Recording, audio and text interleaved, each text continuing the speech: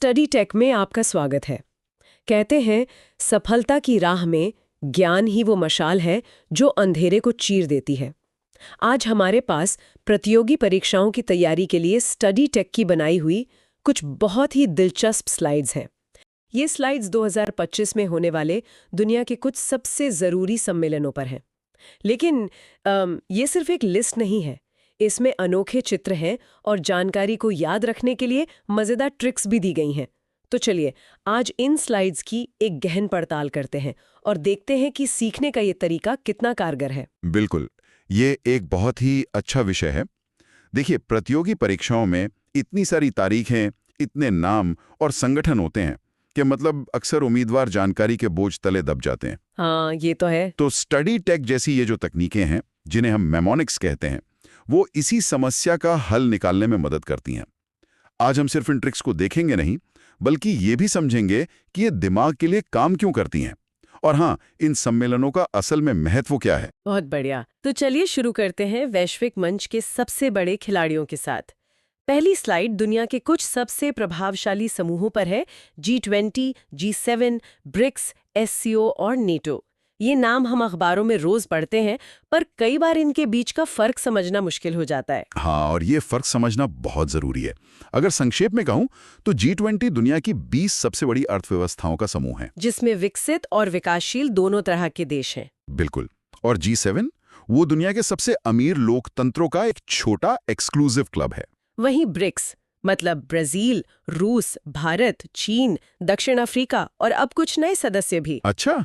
ये उभरती हुई अर्थव्यवस्थाओं का एक ताकतवर गुट है जो एक तरह से पश्चिमी दबदबे को चुनौती दे रहा है। और आखिर में सैन्य गठबंधन। हाँ, नेटो जो पश्चिमी देशों का संगठन है और SCO यानी शंघाई सहयोग संगठन, जिसे अक्सर नेटो का पूर्वी जवाब माना जाता है। इस जानकारी के साथ अब चीजें ज्यादा साफ हो गई हैं। ये ट्रिक है जान शब्द। चित्रों में जोहान्सबर्ग के जान को हाईलाइट किया गया है। ये सुनने में तो काफी सरल है। हाँ, सरल है, पर इसके पीछे एक मजबूत मनोवैज्ञानिक कारण है। इसे कीवर्ड मेथड कहते हैं। हमारा दिमाग एक नए शब्द जैसे जोहान्सबर्ग को एक जाने पहचाने शब्द जैसे जान के में होना भी एक बड़ा संकेत है। क्या संकेत? यह ग्लोबल साउथ मतलब दुनिया के विकासशील देशों की बढ़ती भूमिका को दिखाता है। अगला है 17वां ब्रिक्स सम्मेलन, जुलाई 2025 में ब्राजील के रियो डी जेनेरियो में। यहाँ ट्रिक है लेगो की ईंटों से बनी एक इमारत। ब्रिक्स से ईंटें, ये तो काफी सीधा और विजुअल है। बिल्कुल, ये विजुअल एसोसिएशन का एक क्लासिक उदाहरण है। आपके दिमाग में ब्रिक्स सुनते ही ईंटों की तस्वीर बन जाती है। कनानास्किस में होगा और SCO की बैठक अगस्त-सितंबर 2025 में चीन के तियानजिन में। और ये दोनों ही जगहें इन संगठनों के मिजाज को दर्शाती हैं। G7 एक शांत खूबसूरत जगह पर और SCO चीन में। हाँ, SCO जो चीन और रूस से प्रभावित है, उसकी बैठक चीन में होना इस क्षेत्र की बदलती भू राजनीति को समझने के लिए जरूरी है। इस लिस्ट में आखिरी है 35वां नाटो सम्मेलन, जून 2025 में नीदरलैंड के हेग में। यहाँ की जो ट्रिक है वो थोड़ी अलग है। स्टडी टेक ने हेग को अंग्रेजी के शब्द हैंग यानी फांसी से जोड़ा है और एक न्याय का प्रतीक है। जहाँ अंतर्राष्ट्रीय न्यायालय है, उसे फांसी से जोड़ना शायद सबसे सटीक तो नहीं है, लेकिन मनोविज्ञान ये भी कहता है कि जो चीजें हमें चौंकाती हैं या मजबूत भावनाएं पैदा करती हैं, चाहे वो मजाक हो या डर, बिल्कुल, वो दिमाग में ज्यादा देर तक टिकी रहती हैं। तो याद रखने के लिहाज से ये एक असरदार तकनीक हो सकती है। और इन सबको एक साथ याद रखने के लिए एक सुपर ट्रिक भी दी गई है। G20 में 20 लोगों ने जान लगाई, 7 दोस्त कनाडा गए, ईंट से रियो का घर बना, SCO में चीन आगे और नेटो दुश्मनों को हैंग करता है। कमाल है, एक छोटी सी कहानी में 5 शिखर सम्मेलनों की जानकारी। और यही इन तकनीकों का सार है। हमारा दिमाग तथ्यों की एक है। अच्छा, तो ये तो हो गई दुनिया की बड़ी ताकतें और उनके गठजोड़। लेकिन ये ताकतें मिल क्यों रही हैं? मतलब किन चुनौतियों से निपटने के लिए? हमारी स्लाइड्स में अगला हिस्सा इसी पर है, स्वास्थ्य और जलवायु। सही बात है। ये ऐसे मुद्दे हैं जो किसी देश की सीमा नहीं देखते। और इस लिस्ट में पहला सम्मेलन भारत के लिए बहुत महत्वपूर्ण है। कौन सा? दिसंबर 2025 में पारंपरिक चिकित्सा पर दूसरा WHO सम्मेलन नई दिल्ली में। अच्छा, और स्टडी टेक ने इसे देसी इलाज से जोड़ा है। ये तो बहुत ही सीधा और सांस्कृतिक रूप से जुड़ा हुआ कनेक्शन है। बिल्कुल। भारत दुनिया को पारंपरिक चिकित्सा जैसे आयुर्वेद और योग का रास्ता दिखा रहा है और ये सम्मेलन उसी का प्रतीक है। अगला है 78वीं विश्व स्वास्थ्य सभा WHA, जो मई 2025 में जिनेवा, स्विट्जरलैंड में होगी। यहाँ की ट्रिक फिर से थोड़ी डार्क है। जिनेवा को जानलेवा शब्द से जोड़ा गया है। तर्क ये है कि स्वास्थ्य सभाओं में जानलेवा बीमारियों पर चर्चा होती है। ये फिर से भावनाओं को ट्रिगर करने वाली तकनीक है। लेकिन यहाँ एक और दिलचस्प बात है। क्या? जिनेवा को दुनिया की हेल्थ कैपिटल भी कहा जाता है। अच्छा। हाँ, WHO समेत स्वास्थ्य से जुड़े कई बड़े अंतर्राष्ट्रीय संगठनों का मुख्यालय वहीं पर है। तो जानलेवा बीमारियों पर चर्चा के लिए जिनेवा से बेहतर कोई जगह हो ही नहीं सकती। सही बात है। और फिर है विश्व स्वास्थ्य शिखर सम्मेलन अक्टूबर 2025 में बर्लिन, जर्मनी में। इसकी ट्रिक तो काफी मजेदार है। कौन सी? बर्लिन को बर्गर से जोड़ा गया है। हाँ, ये ध्वन्यात्मक समानता यानी फोनेटिक एसोसिएशन का एक बेहतरीन उदाहरण है। बर्लिन और बर्गर सुनने में एक जैसे लगते हैं, तो दिमाग उन्हें आसानी से जोड़ लेता है। बिल्कुल। लेकिन इस सेक्शन की सबसे महत्वपूर्ण जानकारी शायद आखिरी है। नवंबर 2025 में COP30 जलवायु परिवर्तन सम्मेलन, ये ब्राजील के बेलेम में होगा। ये COP सम्मेलन तो हमेशा खबरों में रहते हैं। और COP30 तो ऐतिहासिक होने वाला है। इसकी जगह ही इसका सबसे बड़ा संदेश है। वो कैसे? जहां सबसे ज्यादा खतरा है। और स्टडी टेक की ट्रिक भी इसी गंभीरता को दिखाती है। उन्होंने बेलेम को बेल यानी जमानत से जोड़ा है और एक जेल का चित्र बनाया है जिस पर लिखा है नो बेल। संदेश साफ है, अगर जलवायु बिगाड़ी तो कोई जमानत नहीं मिलेगी। ये एक बहुत ही असरदार तरीका है। ये सिर्फ एक जगह का नाम नहीं बता रहा, बल्कि उस मुद्दे की गंभीरता और तात्कालिकता का एहसास भी करा रहा है। इस सेक्शन की सुपर ट्रिक भी एक सलाह जैसी लगती है। देसी इलाज दिल्ली में होता है, हेल्थ बचानी है तो बर्गर खाना छोड़ दो, सभा हमेशा जानलेवा होती है और क्लाइमेट बिगाड़ने पर नो बेल। देखिए कैसे एक ही वाक्य में स्वास्थ्य, खानपान और पर्यावरण तीनों को जोड़ दिया गया है। ये सिर्फ रटना नहीं है, ये जानकारी के बीच संबंध बनाना है। तो एक तरफ जलवायु और स्वास्थ्य जैसी चुनौतियां हैं और दूसरी तरफ तकनीक। हमारे स्टडी टेक के सूत्रों में अगली बात इसी की है, भविष्य की टेक्नोलॉजी, खासकर AI और हाइड्रोजन ऊर्जा। और ये दोनों ही आज के सबसे हॉट टॉपिक्स हैं। AI यानी आर्टिफिशियल इंटेलिजेंस को लेकर तो पूरी दुनिया में एक होड़ मची हुई है। हाँ, कौन इसे नियंत्रित करेगा, कौन इसके नियम बनाएगा और कौन इसका सबसे ज्यादा फायदा उठाएगा।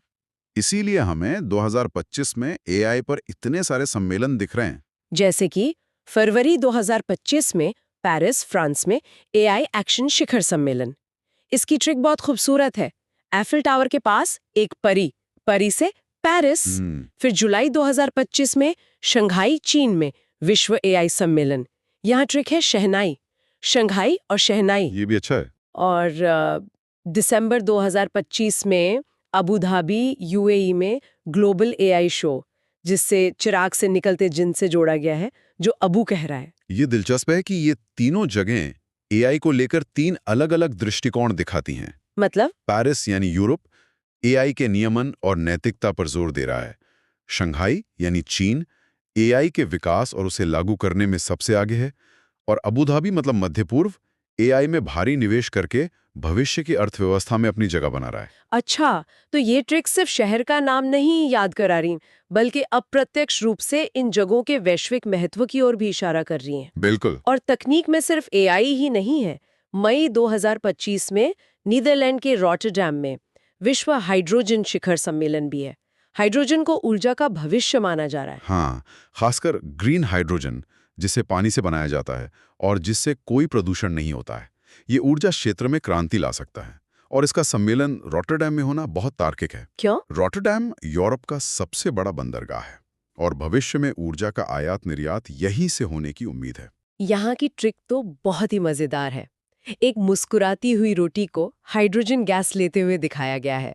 रोटी से रॉटरडैम, ये इतना अजीब है कि भूलना मुश्किल है। यही तो बात है, हमारा दिमाग सामान्य चीजों को नजरअंदाज कर देता है पर अजीब और मजेदार चीजों को पकड़ लेता है। और इस सेक्शन की सुपर ट्रिक भी एक कहानी ही है। AI का शो अबू ने देखा, AI के शहनाई शंघाई में बजी, AI का एक्शन पेरिस की परी ने किया और हाइड्रोजन गैस रोटी में भर दी। बहुत बढ़िया। अब इन सब वैश्विक बहसों के बीच भारत कहाँ खड़ा है? हमारे सूत्रों का अगला हिस्सा इसी पर केंद्रित है कि भारत में 2025 में क्या बड़े सम्मेलन हो रहे हैं। और ये एक बहुत ही महत्वपूर्ण सेक्शन है।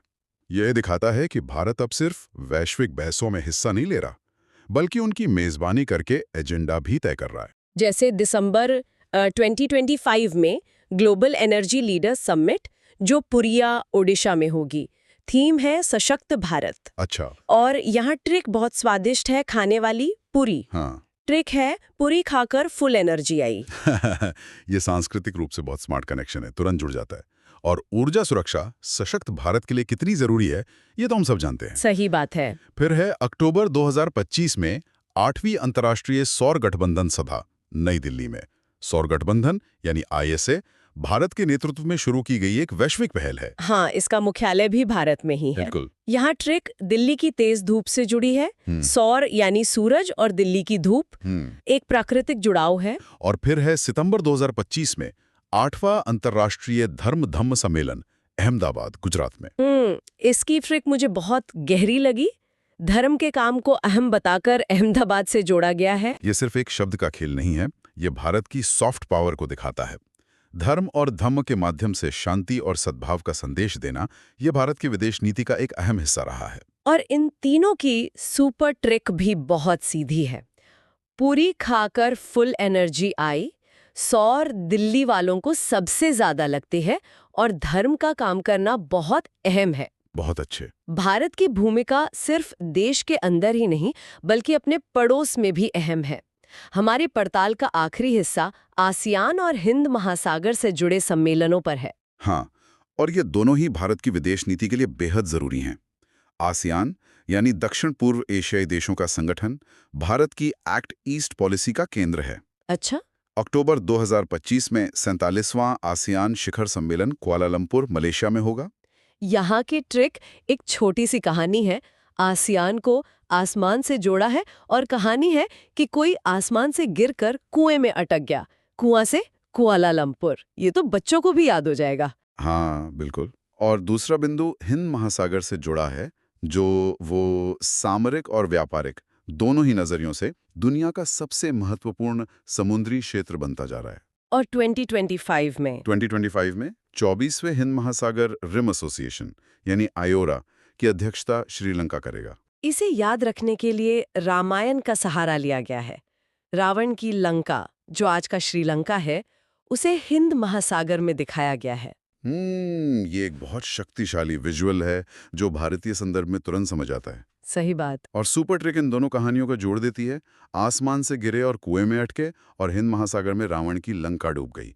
ये दिखाता है कि कैसे अलग-अलग तरह की मेमोरी ट्रिक्स एक साथ काम कर सकती हैं। तो ये थी 2025 के कुछ प्रमुख सम्मेलनों की एक झलक, स्टडी टेक के अनोखे अंदाज में।